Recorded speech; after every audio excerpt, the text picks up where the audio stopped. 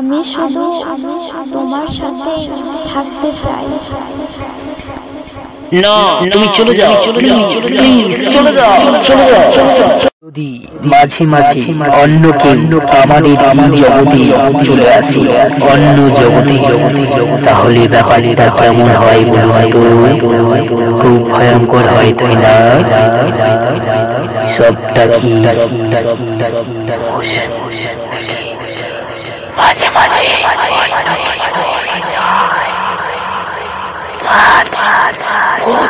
story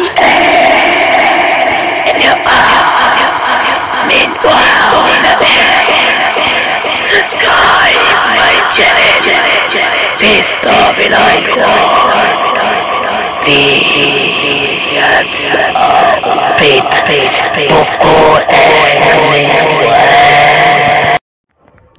আজ আপনাদের যেই ঘটনাটি শোনাতে চলেছি সেইটি একজন ভাই আমাকে পাঠিয়েছেন। ভাইয়ের নাম হচ্ছে, বলতে এখানে বারণ আছে, তো আমি ছদ্মনাম হিসেবে দিলাম অজয়। তো অজয় ভাই আমাকে যেভাবে ঘটনাটি পাঠিয়েছে আমি সেভাবে বলার চেষ্টা করছি, ভুল ত্রুটি মার্জনা করবেন সবাই। তো ভাই আমাকে প্রথমেই তার নাম বলেছে, তার পরিচয় দিয়েছে, সে কোথায় থাকে বলেছে। তো ভাইয়ের বাসা হচ্ছে কলকাতাতে, বারাসাতে থাকেন তিনি হচ্ছে পেশায় একজন শিক্ষক। তো ভাই আমাকে যেভাবে ঘটনাটি বলেছেন আমি সেভাবে ঘটনাটি আপনাদেরকে শোনাচ্ছি পড়ে।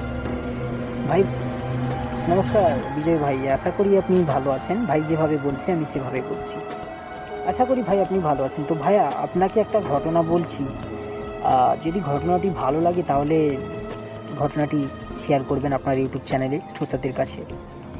তো দাদা ভাই, যেরকম ঘটনাটি আমি আমার বাবার মুখ থেকে শুনেছি সেভাবেই আমি আপনাকে লিখে পাঠাচ্ছি, যদি ভালো লাগে তাহলে পড়ে শোনাবেন আপনার সুমধুর কণ্ঠে। তো প্রিয় লিসেনার্স, আজকের ঘটনাটা খুবই ইন্টারেস্টিং হতে চলেছে। আশা করি ঘটনাটি আপনাদের অনেক অনেক অনেক অনেক ভালো লাগবে। তো আর দেরি না করে আমি চলে যাব ঘটনায়। তো ঘটনাতে যাওয়ার আগে আমি বলে দিই, আমাদেরকে যারা ঘটনা পাঠাতে চান, যদি আপনাদেরও ঘটনা থেকে থাকে, ঘটনাটি যদি আমাদেরকে পাঠাতে চান আপনাদের ঘটনাগুলি, তাহলে পাঠানোর জন্য আমার ফোন নাম্বার আছে, আমি ফোন নাম্বার দিয়ে দিচ্ছি। আমার ফোন নাম্বার হচ্ছে 8388918118। এটা আমার মোবাইল নাম্বার, এই নাম্বারে হোয়াটসঅ্যাপ করে দিতে পারেন ঘটনাগুলো, বা আমাকে ফোনে আপনারা কন্ট্যাক্ট করতে পারেন। যাই হোক, এটাই আমার ফোন নাম্বার, এটাই আমার হোয়াটসঅ্যাপ নাম্বার। তো প্রিয় লিসেনার্স, আজকের ঘটনাটি অনেক অনেক অনেক ভালো হতে চলেছে। যদি আজকের ঘটনাটি আপনাদের ভালো লেগে থাকে তাহলে আমাদের চ্যানেলটি সাবস্ক্রাইব করে পাশে থাকবেন। তো আর কথা না বাড়িয়ে আমি চলে যাব আজকের ঘটনায়। তো শুরু করা যাক। ঘটনাটি আমাকে রাজভাই যেভাবে বলেছে আমি সেভাবে বলছি। দাদা, আমার বাবা যেভাবে বলছেন আমি সেভাবেই আপনাকে ঘটনাটি গুছিয়ে লিখছি। যদি ভুল হয়ে থাকে তাহলে মার্জনা করবেন, ক্ষমা দৃষ্টিতে দেখবেন, কেন আমি প্রথমবার ঘটনাটা লিখছি। আমার বাবা কৃষক ছিলেন। আমাদের জমি জায়গার কিন্তু কোনো অভাব নেই, প্রায় 30 বিঘারও বেশি জমি জায়গা আছে আমাদের। আমার বাবা ছোটবেলা থেকেই পড়াশোনা করেনি, ক্লাস 2 বা 3 অবধি পড়াশোনা করেছে। আমার বাবা আমাকে বেশ কিছুদিন আগেই ঘটনাটা বলেন, তো তিনি যেভাবে বলছেন আমি সেভাবে বলছি। আমার বয়স তখন 15। আমি পড়াশোনায় ভালো ছিলাম না, তাই আমার বাবার সঙ্গে আমাকে চাষবাসে সাহায্য করতাম। আমি আমার বাবাকে খুবই ভয় পেতাম। আমার বাবার সঙ্গে আমি রোজই সকালে উঠে চাষবাস করতে যেতাম, মাঠের কাজে হেল্প করতে যেতাম। তো এরকম করতে করতে আমার বয়স যখন 16, তখন আমাকে আমার বাবা বিয়ে করিয়ে দিলেন। আসলে তখনকার যুগে কি ছিল ভাইয়া, তখনকার তাড়াতাড়ি 15, 16, 17তেই মানুষের বিয়ে দিয়ে দিত। যাই হোক, তো চলে আসি ঘটনায়। তখন আমাকে আমার বাবা বিয়ে দিয়ে দেন। আমি বিয়ে করে নিই। আমার বউকে খুব দেখতে সুন্দর, আমার বউর নাম হচ্ছে মৌপ্রিয়া। তো আমার বাবা খুবই ভালো লোক ছিলেন, কিন্তু খুবই গম্ভীর প্রকৃতির মানুষ ছিলেন। ওনাকে কিন্তু খুবই ভয় লাগতো আমার। আমি প্রথম ওনাকে খুবই ভয় পেতাম, এবং মানে আমার বাবা কিন্তু খুবই সাহসী ছিল। তো যাই হোক, একদিন আমি আর আমার বাবা চাষ করতে গেছি সকালবেলা। চাষ করে আমরা বাড়ি ফিরেছি। যথারীতি বাড়ি ফিরে আমি খাওয়া দাওয়া করে শুয়ে পড়েছি। তখন বেলা 11টা। আমি ঘুমিয়ে একটা স্বপ্ন দেখছি। মনে হচ্ছে আমাকে কেউ যেন ডাকছে আমার নাম ধরে, আলমগীর আলমগীর এরকম করে। কিন্তু আমার নাম তো আলমগীর নয়, আমার নাম তো মনোজ। এরকম করে কেন ডাকবে আমাকে? ভয়ও লাগছে খুব। তো ধরপড় করে ঘুম থেকে উঠে পড়লাম। ঠিক যখন আমি আমার দিকে তাকিয়ে দেখি আমার গোটা শরীর ঘামে ভিজে গেছে। আমি ভয় পেয়ে পাশের রুমে ছুটে গেলাম। বাবা আমায় দেখে বললেন গম্ভীর গলায়, কি রে, কি হয়েছে তোর? বাবাকে বললাম, বাবা জানো এরকম ব্যাপার। বাবা আমাকে বললেন, ওটা কিছু নয়, ওটা তোমার মনের ভুল। সারাদিন আজে বাজে চিন্তা করো, পড়াশোনায় তো মন বসলো না, তাই তোমাকে চাষবাসের কাজে লাগিয়েছি, আবার এটাও ফাঁকি দেওয়ার ধান্দা। যাও রুমে যাও। যথারীতি আমি ভয় পেয়ে রুমে চলে এলাম।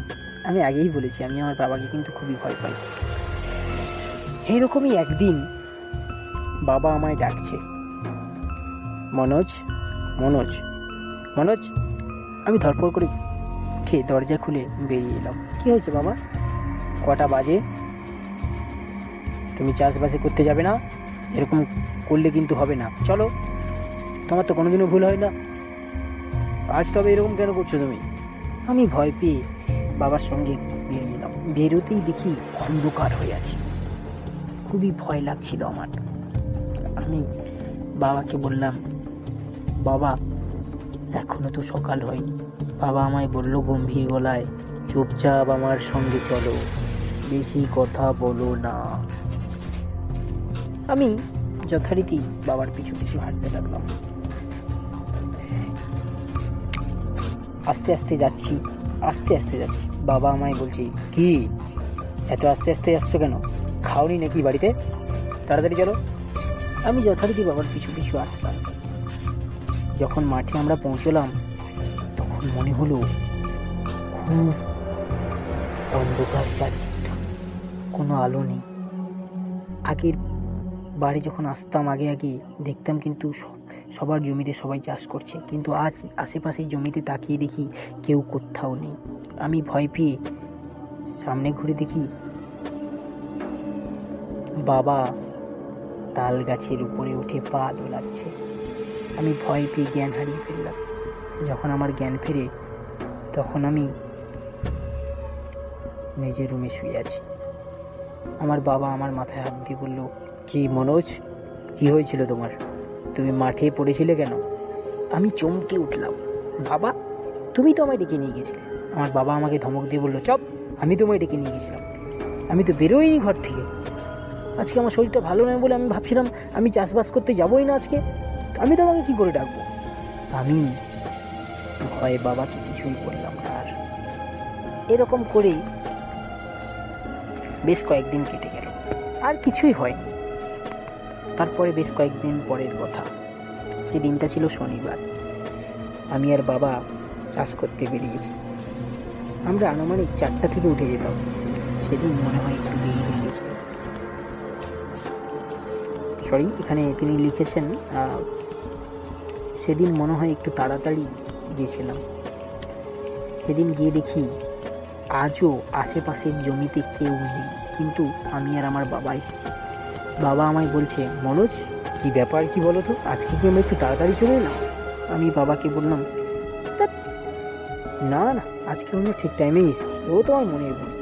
যতই বাবাকে বোঝাই না কেন, আমার মনের ভিতরে যেন কেউ বলতে লাগলো, মনোজ চলে যায়। মনোজ। এরকম করেই কেউ যেন আমার মনের ভিতরে বলতে লাগলো।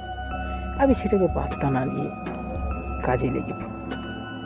মাটি কুপিয়ে যেই না আমরা বীজের চারা লাগাবো, দেখি ঝুড়িতে হাত দিয়ে কই চারা, কিছুই তো নেই, খালি ঝুড়ি পড়ে আছে। বাবা আমায় বলল, মনোজ, সুবিধা ব্যাপার ঠিক বুঝছি না, চলো তাড়াতাড়ি বাড়ি ফিরে, আজ আর চাষ করে কাজ নেই। এই বলে আমি আর আমার বাবা যখন পিছন ঘুরে হাঁটছি, তখনই কেউ যেন গম্ভীর স্বরে বলছে, যাসনি, দাঁড়া দাঁড়া বলছি, দাঁড়া। আমি আর আমার বাবা ভয় পেয়ে, বাবা বলল, মনোজ, যাই হয়ে যাক না কেন, পিছনে একদম ঘুরবি না, একদম পিছনে ঘুরবি না। আমি ভয় পেয়ে বাবাকে জাপটে জড়িয়ে ধরলাম। বাবা আমায়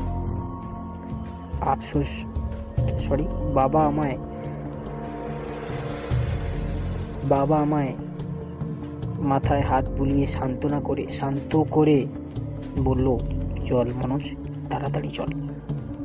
আমি আর আমার বাবা যেই আবার হাঁটতে শুরু করেছি, তখন আজানের ধ্বনি ভেসে এলো। তখন আমাদের পিছন থেকে একটা আওয়াজ ভেসে এলো, আজ তোরা বেঁচে গেলি, কিন্তু একদিন তোরা আমার হাতেই মরবি, মনে রাখিস।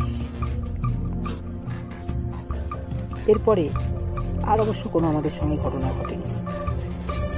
তার বেশ কিছু বছর পর বাবা মারা যান। বাবার হার্টের প্রবলেম ছিল, জানি না বাবা সেই হার্টের প্রবলেমে মারা গেছেন কি অন্য কোনো রোগে। তো প্রিয় ভাই বিজয় ভাই, এই ছিল আমার ঘটনা। যদি ভালো লাগে তাহলে আপনাদের ইউটিউব টিমে প্রচার করে শোনাবেন। তো প্রিয় লিসেনার্স, আপনারা শুনলেন আজকের ঘটনা। যদি ভালো লেগে থাকে তাহলে আমাদের এই চ্যানেলটিকে সাবস্ক্রাইব করে পাশে থাকা বেল আইকনে অল করবেন। যদি না আপনাদের সাপোর্ট থাকে তাহলে আমরা ঘটনা পাঠাতে পারবো না। তো আমরা আবার বলছি, আমাদেরকে যদি কেউ ঘটনা পাঠাতে চান তাহলে আমাদের মোবাইল নাম্বার দেওয়া আছে উপরে, বলে রেখেছি আমি, সেই নাম্বারে হোয়াটসঅ্যাপ কিংবা ফোন করে আমাকে বলতে পারেন। ধন্যবাদ সবাইকে, ভালো থাকবেন।